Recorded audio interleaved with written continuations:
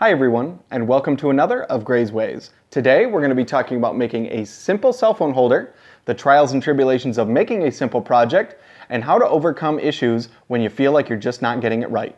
Here we have each of the versions of my cell phone holder, version 1 through 5. So clearly you can see that I've made some mistakes along the way. With version 1, I drilled a hole through it so that the phone could see through there. Now the only problem with that is you can see where the flex shaft is supposed to screw into. What happened is that the flex shaft came out here like this, okay, and it was being seen by the camera on the phone. Not exactly useful for taking any video or pictures. So we move on to version 2. I didn't take very careful measurements. As you can see, we've got much more thickness up here than we have down here. I knew I would need a little bit of extra thickness right here at the base of the phone, and you can see that clearly we had some blowout. The blowout happened when I was routing this inner lip, and I both hit a knot, and then I also went the wrong direction with the router. Direction with a router is very, very important, and I made that mistake and I paid for it. So that was version 2, and I still didn't learn my lesson on version 3. Now version 4, we get a lot closer, but you can see this thing is ugly. The reason this thing is so ugly is because I finally started feeding the router in the right direction, but I got a little hesitant. I got a little scared about how far I was going to be able to take the router bit before I got a catch or before something negative would happen. And I really got very apprehensive, and it was not a good situation. I ended up taking a chisel to this. I took a Dremel tool with a sander bit. I took quite a few different tools. I tried using the router bit for the Dremel tool, which was a spiral bit, and it did not work out. But I did get, something similar to what I was looking for. So it was progress.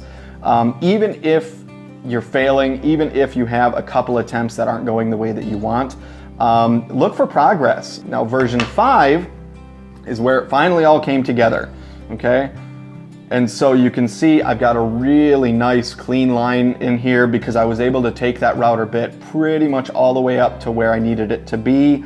And then if the phone wasn't quite fitting right, I just pulled my fence forward a little bit and took a nice shallow pass. You may be asking yourself why I cut the entire section out here.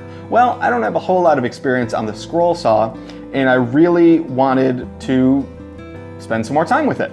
And so, cutting straight lines on a scroll saw, not something I'm super skilled at. And so, as you can see, I did a pretty darn good job by the time I got here. I ended up adding a chamfer, just because I'm fancy like that. I added some finger indentions for the volume buttons, as well as the, I guess you might call it the screen on button or whatever, I don't know the particular term. I also added a cutout for the headphone jack. I added these little ears here. I cut those out also on the scroll saw. Pretty happy with how those turned out. And so I just affixed them with a couple of screws, and whenever I put the phone in, I simply turn them and they lock it into place actually really, really well. The other part that I kind of struggled with was this bolt, okay? Originally, I was going to use a simple nut. I was going to use a simple nut in there, and the only problem with using the nut is I epoxied this in. And so the nut really didn't have anything to grip, or the epoxy didn't really have anything to grip onto, and so my first 2 attempts at this, it just peeled it right out. I found this bolt, and it worked out really well.